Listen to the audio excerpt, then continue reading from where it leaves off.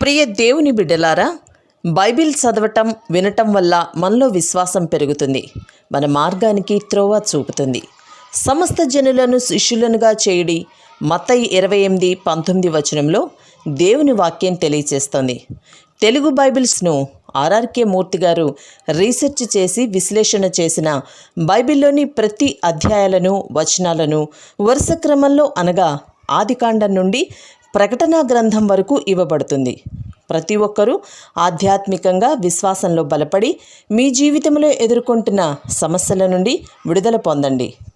ప్రతి ఒక్కరూ మీ దీవెన టీవీని సబ్స్క్రైబ్ చేసి ఈ వాక్యాన్ని లైక్ చేసి మీ మిత్రులకు బంధువులకు షేర్ చేయండి. దేవుని సువార్తను ప్రకటింపబడుటలో మీరు పాలిభాగస్తులు కండి. ప్రియ శ్రోతలు, మీ బైబిల్ తెరిచి కీర్తనల గ్రంథంలోని 5వ కీర్తనపై మీ దృష్టి నిలపండి.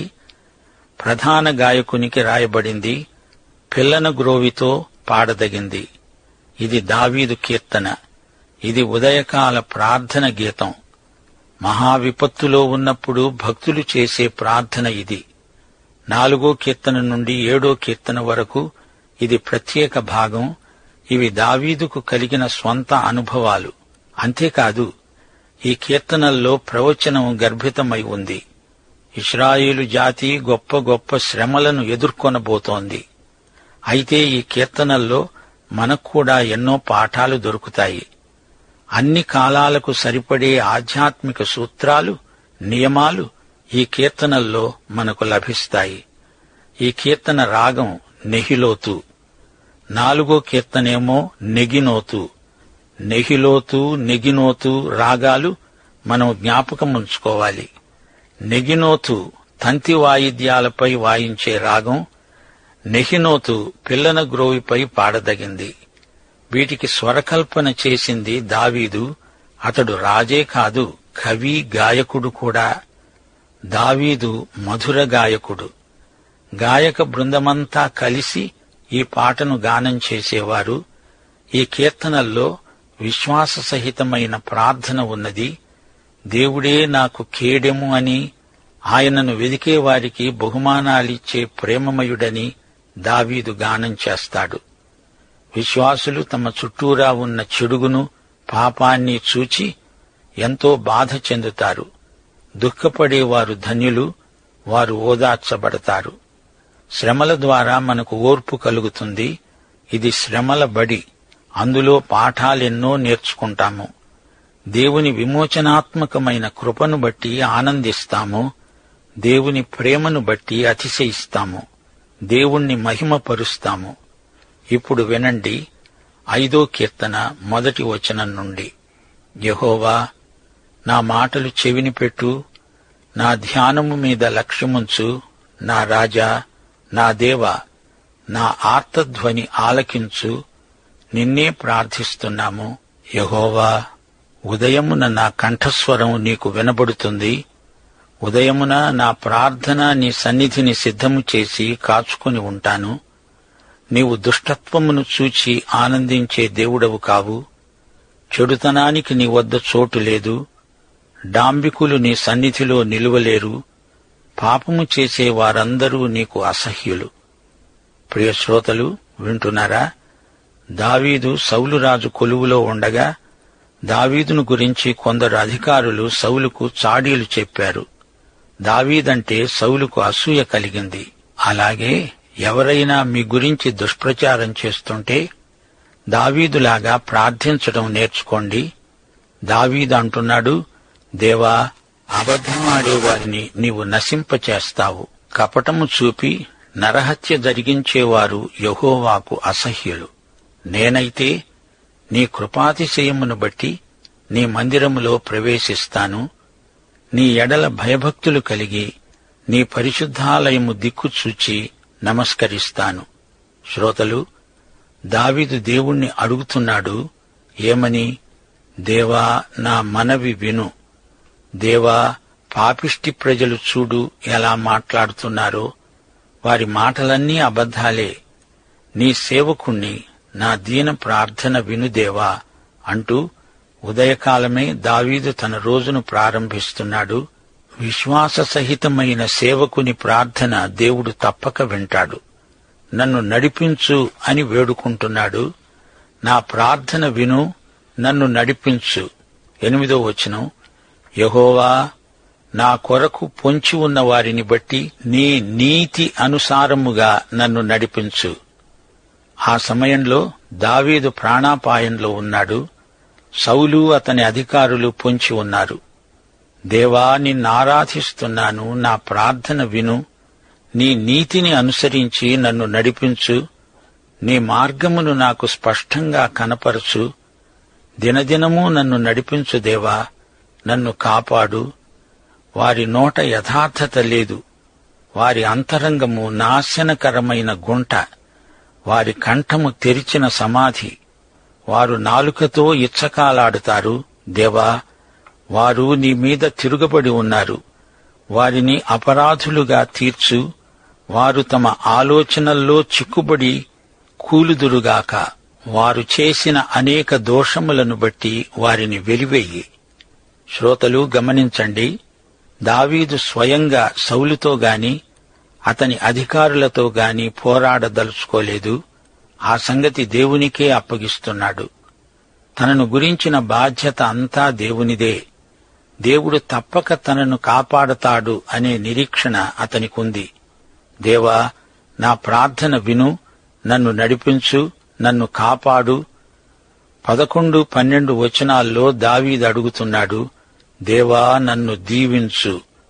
నిన్ను ఆశ్రయించే వారందరూ సంతోషిస్తారు. నీవే వారిని కాపాడతావు గనుక వారు నిత్యము ఆనందధ్వని చేస్తారు. యెహోవా, నీతిమంతులను ఆశీర్వదించేవాడవు నీవే. కేడెముతో కప్పినట్లు నీవు వారిని దయతో కప్పుతావు. కావున నీ నామమును ప్రేమించేవారు నిన్ను గూర్చి ఉల్లసిస్తారు. ఆనందం, విశ్వాసం, ప్రభువు కోసం ప్రగాఢమైన ప్రేమ, ఇవన్నీ ఆశీర్వాదాలే. శ్రమలలో దేవుని వైపు చూచిన వారు భక్తి జీవితంలో ఆరోగ్యవంతంగా ఎదుగుతారు. 1 యోహాను 1 వచనంలో ఈ కీర్తన సందేశం నిక్షిప్తమై ఉంది. దేవుడు వెలుగై ఉన్నాడు, ఆయన యందు చీకటి ఎంతమాత్రమూ లేదు. హబక్కూకు 1 వచనం, దేవా, నీ కనుదృష్టి దుష్టత్వమును చూడలేనంత నిష్కళంకమైనది గదా. ఈ పాపభూయిష్టమైన లోకం మీదికి దేవుని తీర్పు రాబోతోంది. మోసం, కపటం జనసామాన్యంలో పెచ్చరిల్లిపోతోంది. దావీదు దేవుని ప్రతీకారం కోసం ప్రార్థించాడు. అయితే ఇప్పుడు మనం అలా ప్రార్థించం. శత్రువును సైతం ప్రేమించే ప్రార్థనలు చేస్తాము. దావీదు శత్రు సంహారం కోసం చేసే ప్రార్థనల్లో ప్రవచన సందేశమున్నది. రోమాపత్రిక 12 వచనం, ప్రియులారా, మీకు మీరే పగ తీర్చుకొనక దేవుని ఉగ్రతకు చోటియ్యండి. పగ తీర్చుట నా పని, నేనే ప్రతిఫలమిస్తాను అని ప్రభువు చెబుతున్నాడు అని రాయబడి ఉంది. సరే, ఇప్పుడు 6వ కీర్తనలోకి వెళ్దాము. 6వ కీర్తన అంతా కృప కొరకు ప్రార్థనే. 4వ కీర్తన ఉదయకాల ప్రార్థన, 5వ కీర్తన సాయంకాల ప్రార్థన. ఇప్పుడు 6వ కీర్తన చీకటి రాత్రిలో ప్రార్థన అనవచ్చు. ఈ కీర్తన ప్రధాన గాయకునికి రాసింది. అష్టమ శృతి మీద తంతివాద్యాలతో పాడదగినది. దావీదు కీర్తన దుఃఖములో దైవ కృప కొరకైన ప్రార్థన. రాగం నెగినోతు, షెమినుతు శృతి. ఇది 8వ శృతి. బృందగానంలో అందరూ పురుషులే పాడదగిన కీర్తన. 5వ కీర్తనలో దావీదు దేవుని ప్రతీకారాన్ని కోరాడు. 6వ కీర్తనలో పశ్చాత్తాపాన్ని వ్యక్తం చేస్తున్నాడు. కృప కోసమై అభ్యర్థిస్తున్నాడు. యెహోవా, నీ కోపము చేత నన్ను గద్దించకు, నీ ఉగ్రతతో నన్ను శిక్షింపకు. శ్రోతలు, ఈ ప్రార్థన చేసే వ్యక్తి రోగి అయి ఉన్నాడేమో అనిపిస్తుంది. బాధపడుతున్నాడు, తాను చనిపోతానేమో అని భయపడుతున్నాడు. పైగా శత్రువులు కూడా అతని చావును కోరుతున్నారు. అయినా దావీదు తన విశ్వాసాన్ని కోల్పోలేదు. యెహోవా, నేను కృశించి ఉన్నాను, నన్ను కరుణించు. యెహోవా, నా ఎముకలు అదురుతున్నాయి, నన్ను బాగుచెయ్యి. నా ప్రాణం బహుగా అదురుతున్నది. యెహోవా, ఎంతవరకు నీవు కరుణించకుండా ఉంటావు? యెహోవా, తిరిగిరా, నన్ను విడిపించు. నీ కృపను బట్టి నన్ను రక్షించు. మరణమైన వారికి నిన్ను గూర్చి జ్ఞాపకము లేదు. పాతాళములో ఎవరు నీకు కృతజ్ఞతాస్తుతులు సమర్పిస్తారు? శ్రోతలు, దావీదు తన శరీరారోగ్యం కోసం ప్రార్థిస్తున్నాడు. తన ఆత్మను గురించి కూడా వేడుకుంటున్నాడు. దేవుని కృప ఉచితం. అది మన అర్హతను బట్టి లభించేది కాదు. మనకు అర్హత లేదు. శిక్షకు మాత్రమే తగిన వారము. దేవుని ప్రేమ ఎంత గొప్పదో చూడండి. మనకు తగిన శిక్ష విధించడు. అది కనికరం. యోగ్యత లేని మనకు ఎంతో మేలు చేస్తాడు. అది కృప. ఈ తారతమ్యం గుర్తించండి. 6వ వచనం, నేను మూలుగుతూ అలసిపోయాను. ప్రతి రాత్రి కన్నీరు విడుస్తూ నా పరుపు తేలిపోయేటట్లు చేస్తున్నాను. నా కన్నీళ్ల చేత నా పడక కొట్టుకొని పోతున్నది. విచారము చేత నా కన్నులు గుంటలు పడ్డాయి. నాకు బాధ కలిగించే వారి చేత అవి చివికి ఉన్నాయి. దావీదు పశ్చాత్తప్తుడై కన్నీరు కారుస్తున్నాడు. తన పాపాలు, లోపాలు ఒప్పుకుంటున్నాడు. పడకపై పరుండి విశ్రాంతి తీసుకుందామనుకుంటే దుఃఖము, బాధ అతణ్ణి వదలటం లేదు. ఇది దేవుడు తనకు పెట్టిన క్రమశిక్షణలో భాగంగా దావీదు గుర్తించాడు. 8వ వచనం, యెహోవా నా రోదన ధ్వని విని ఉన్నాడు. పాపము చేసే వారలారా, మీరందరూ నా వద్ద నుండి తొలగిపోండి. యెహోవా నా విన్నపము ఆలకించాడు. యెహోవా నా ప్రార్థనను అంగీకరిస్తాడు. నా శత్రువులందరూ సిగ్గుపడి బహుగా అదిరిపోతున్నారు. వారు ఆకస్మికముగా సిగ్గుపడి వెనుకకు మళ్లిపోతారు. దావీదు ధైర్యము, నిరీక్షణ, ఉత్సాహము ఈ కీర్తన ముగింపులో వ్యక్తం చేస్తున్నాడు. దేవుడే దావీదుకు అభయప్రదానం చేశాడు, బలపరిచాడు. శత్రువులే సిగ్గుపడుతున్నారు. దేవుడు తన సేవకుడైన దావీదు ప్రార్థనలు విన్నాడు. అది చీకటి రాత్రి, అంధకారం అలుముకొని ఉంది, దీర్ఘరాత్రి. అలాంటి వేళలో దేవుని యందే అచంచల విశ్వాసాన్ని అలవరుచుకోవాలి. త్వరితంగానే తెల్లవారుతుంది అనే నిరీక్షణ ఉండాలి. యెషయా 52వ అధ్యాయం 14వ వచనం, ఏ మనిషి రూపము కంటే అతని ముఖము, నరరూపము కంటే అతని రూపము చాలా వికారమని చాలా మంది విస్మయం పొందారు. కీర్తన 69 వచనం 3, నేను మొర్రపెట్టుట చేత అలసి ఉన్నాను, నా గొంతుక ఎండిపోయింది. నా దేవుని కోసం కనిపెట్టుకుని ఉండడం చేత నా కన్నులు క్షీణించిపోయాయి. 42వ కీర్తన 3వ వచనంలో తిరిగి ప్రభువు చిత్తరు కనిపిస్తున్నది. నీ దేవుడు ఏమయ్యాడు అని వారు నిత్యము నాతో అంటూ ఉంటే, రాత్రింబగళ్లు నా కన్నీళ్లే నాకు అన్నపానములయ్యాయి. 38వ కీర్తన 10వ వచనం, నా గుండె కొట్టుకుంటోంది, నా బలము నన్ను విడిచిపోయింది, నా కనుదృష్టి తప్పిపోయింది. 88వ కీర్తన 9వ వచనంలో కూడా ఇదే భారభరితమైన ప్రార్థన వినిపిస్తున్నది. బాధ చేత నా కన్ను క్షీణిస్తున్నది. యెహోవా, ప్రతిదినము నేను నీకు మొర్రపెడుతున్నాను, నీ వైపు నా చేతులు చాపుతున్నాను. ఈ వచనాలన్నిటిలో క్రీస్తు యొక్క ఆత్మే ప్రవచనాత్మకంగా మాట్లాడుతున్నాడు. పరిశుద్ధాత్మ ద్వారా యేసు ప్రభు యొక్క శ్రమానుభవాలను గురించి ప్రవక్తలు పలికారు. అంతేకాదు, ఇశ్రాయేలు జాతికి కూడా శ్రమలు రాబోతున్నాయి అనే ప్రవచనం ఇందులో ఇమిడి ఉంది. ఈ రోజున కూడా అక్కడక్కడ దేవుని బిడ్డలు శ్రమలకు గురి అవుతూనే ఉన్నారు.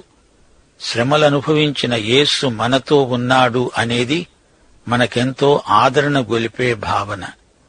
యేసులాంటి రక్షకుడు, ప్రభువు మనకు ఉండడం మన భాగ్యం, మహాభాగ్యం. హెబ్రీ పత్రిక 5వ అధ్యాయం 7వ వచనంలో యేసు ప్రభువును గురించి ఏమి చెప్పబడింది? శరీరధారి అయి ఉన్న దినాలలో మహారోదనముతో, కన్నీళ్లతో తనను మరణము నుండి రక్షింపగలవానికి ప్రార్థనలను, యాచనలను సమర్పించి భయభక్తులు కలిగి ఉన్నందున ఆయన అంగీకరించబడ్డాడు. అదే ఈ రోజున మనకు నిరీక్షణ, అభయం. క్రీస్తునందు ఇట్టి ఆదరణ అనుగ్రహించిన దేవునికి స్తుతి, స్తోత్రం. ఈ పాఠంలో 5, 6 కీర్తనల్లో నుండి కీలక వచనాలను ఎత్తి చూపగోరుతాము. కీర్తన 5 వచనం 3. యెహోవా, ఉదయమున నా కంఠస్వరం నీకు వినబడుతుంది. నా ప్రార్థన నీ సన్నిధిలో సిద్ధము చేసి కాచుకొని ఉంటాను. 8వ వచనం. యెహోవా, నీతి అనుసారముగా నన్ను నడిపించు. నీ మార్గమును నాకు స్పష్టంగా కనపరుచు. 6వ కీర్తన 4వ వచనం. యెహోవా, తిరిగిరా, నన్ను విడిపించు. నీ కృపను బట్టి నన్ను రక్షించు. 8వ వచనం. యెహోవా నా రోదన ధ్వని విని ఉన్నాడు. పాపము చేసేవారలారా, మీరందరూ నా యొద్ద నుండి తొలగిపోండి. ముగింపులో కొన్ని పరిశీలనాత్మక సత్యాలు మా శ్రోతలకు వినిపించగోరుతాము. పశ్చాత్తాప కీర్తనలు 7 ఉన్నాయి. ఈ కీర్తనలు మా శ్రోతలకు ప్రార్థన జీవితంలో ఎంతో ఉపకరిస్తాయి. వీటినే మన ప్రార్థనలుగా చెప్పుకోవచ్చు కూడా. కీర్తన 6, 32, 38, 51 కీర్తన, 102 కీర్తన, 130, 143 కీర్తనలు. దీనికి ప్రేరణగా 1 యోహాను 1వ అధ్యాయం 9వ వచనం మీకు జ్ఞాపకం చేయగోరుతాము. మన పాపములను మనము ఒప్పుకున్న ఎడల ఆయన నమ్మదగినవాడు, నీతిమంతుడు గనుక ఆయన మన పాపాలను క్షమించి సమస్త దుర్నీతి నుండి మనలను పవిత్రులనుగా చేస్తాడు. దేవుడు మనకు అనుగ్రహించిన కృపలన్నిటి కొరకు ఆయనకు కృతజ్ఞతాస్తుతులు. పాఠం సమాప్తం. త్రియేక దేవుని కృపా, ప్రేమ, సమాధానములు మనకందరకు సదాకాలము తోడై ఉండునుగాక. ఆమేన్.